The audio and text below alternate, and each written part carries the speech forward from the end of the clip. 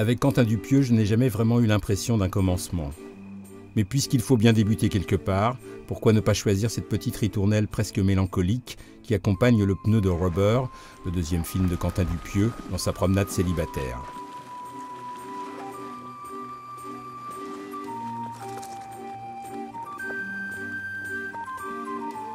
Un pneu que j'ai continué à suivre avec grand plaisir au son d'un titre des années 70 parfaitement adéquat, Just Don't Want to Be Lonely de Blue Magic.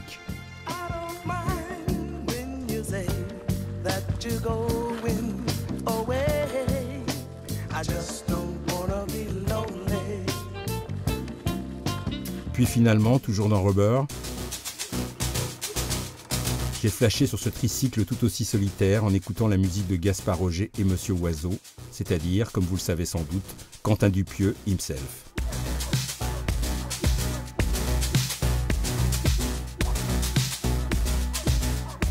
Avant Rubber, il y avait eu Steak, le premier film de Quentin Dupieux, mais là, pas de tricycle, juste un vélo sur lequel Éric Judor semblait éprouver quelques difficultés d'apprentissage.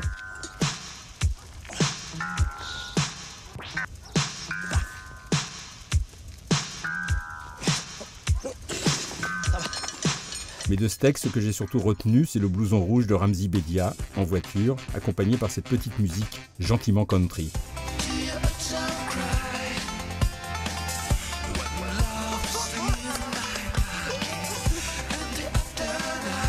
Un blouson rouge, celui des Shivers, qui se démultipliait en 5 pour jouer à une sorte de baseball à balles carrées, le tout avec cette étrange musique venue d'ailleurs, un pur moment à la Quentin Dupieux qui s'est incrusté dans mon cerveau et qui n'en est jamais sorti.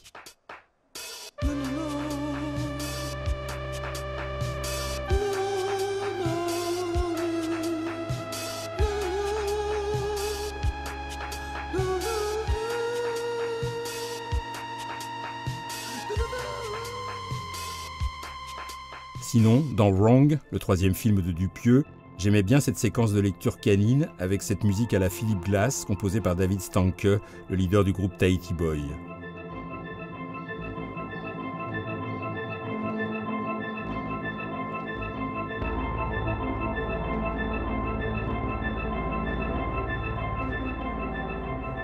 Le chien perdu de Wrong s'appelait Paul et ses retrouvailles avec son maître Dolph, toujours au son de la musique de David Stanke, m'avait même tiré une petite larme.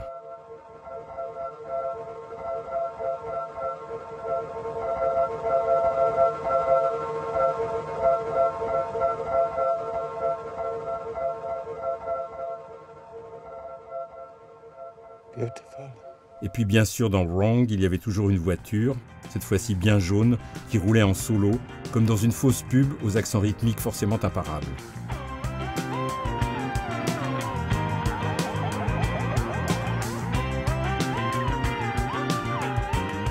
Justement, dans Wrong Cops, le film suivant, j'avais retrouvé une autre voiture avec un flic au volant et ce morceau assez tordu signé Monsieur Oiseau. Et j'aimais vraiment ça.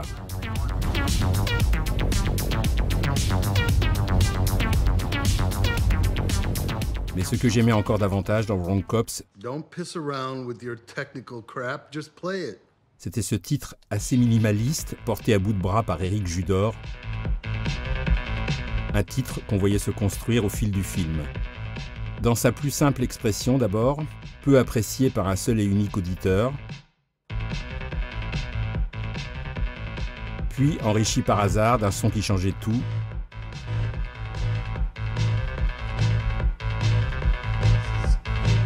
avant de se retrouver en écoute face au patron d'une confortable maison de disques californienne, en route pour la gloire.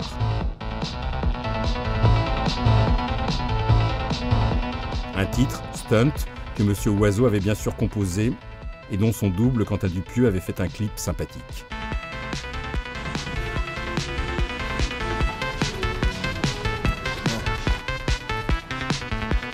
Ah oui, chez Dupieux comme chez Monsieur Oiseau, il n'y avait pas tant de différence entre un clip et un film.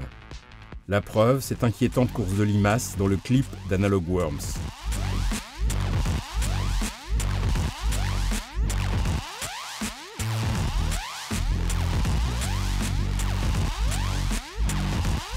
Ou Ou encore ce petit PDG jaune qui rythmait le flat beat de Monsieur Oiseau, toujours sous le regard dédoublé de Quentin Dupieux.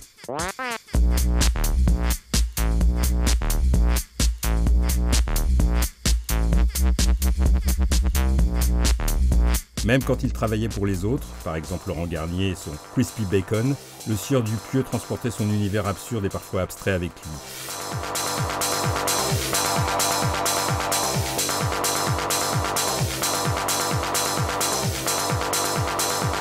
Et pour le duo Garnier à la musique, Dupieux à l'image, je préférais encore le clip de Nightmare Sandwiches, où l'on pouvait déceler une petite influence David Lynch, période Lost Highway.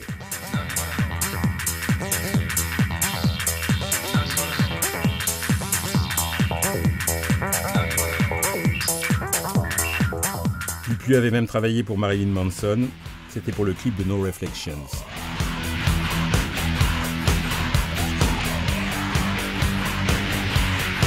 Et bien sûr, il avait fini par embarquer le dénommé Marilyn Manson dans Wrong Cops.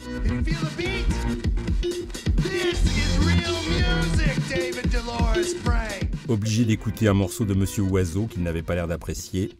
J'espère que vous me suivez toujours, et si vous êtes un peu perdu, c'est un peu normal puisqu'on est chez Dupieux.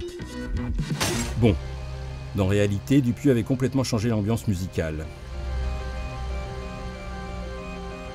Avec ce Changing Parts de Philip Glass qui accompagnait idéalement cette petite promenade en Jeep.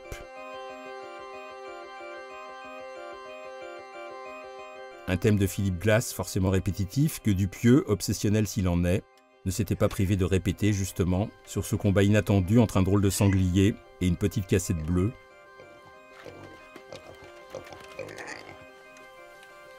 Et surtout dans cette cérémonie des Oscars qui vire au cauchemar pour Alain Chabat. Ce sont des choses qui arrivent.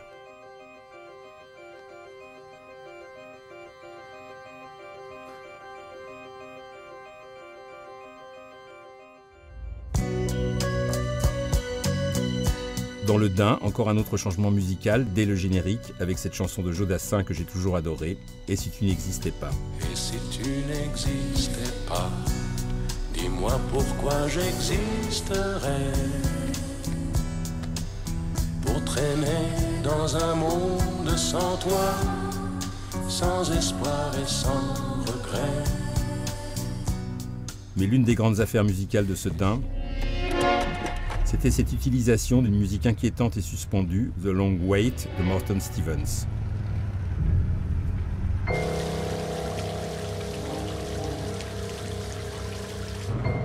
Une première fois, toujours en voiture et toujours avec Jean Dujardin. Une deuxième fois, la tension monte avec Dujardin au miroir.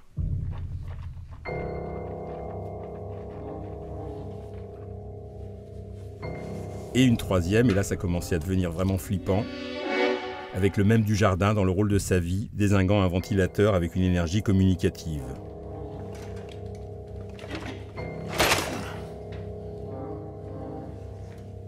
Ah oui, sinon dans le Dain, l'incontournable Dujardin écoutait du Brahms, la symphonie numéro 2 pour être précis. Ça l'avait sûrement calmé.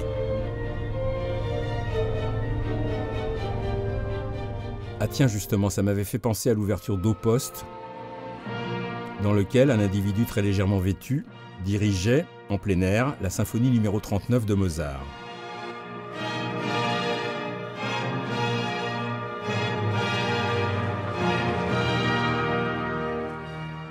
Le départ précipité de ce chef d'orchestre en slip rouge m'avait convaincu d'en faire autant. Je m'apprêtais donc à quitter Quentin Dupieux et à vous quitter dans une tenue un peu plus décente, quand tout à coup, je me suis aperçu que j'avais oublié mon moment musical préféré dans la filmo de Dupieux. C'était dans le Dain, et là Dujardin avait vraiment pété les plombs. Mais ce que j'avais retenu de cette séquence légèrement macabre, c'était surtout ce merveilleux morceau, The Sea Crows, composé par un musicien que j'adorais, le grand David Axelrod.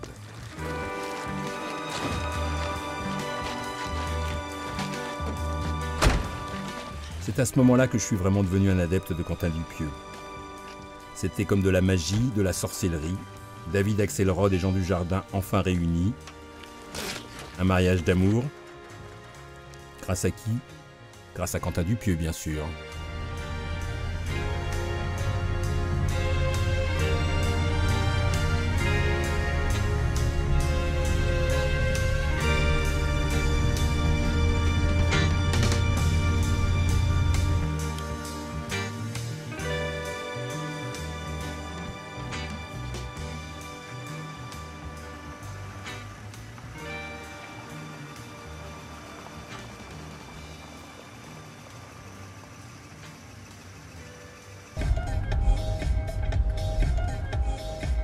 Is that better? Do you like that music?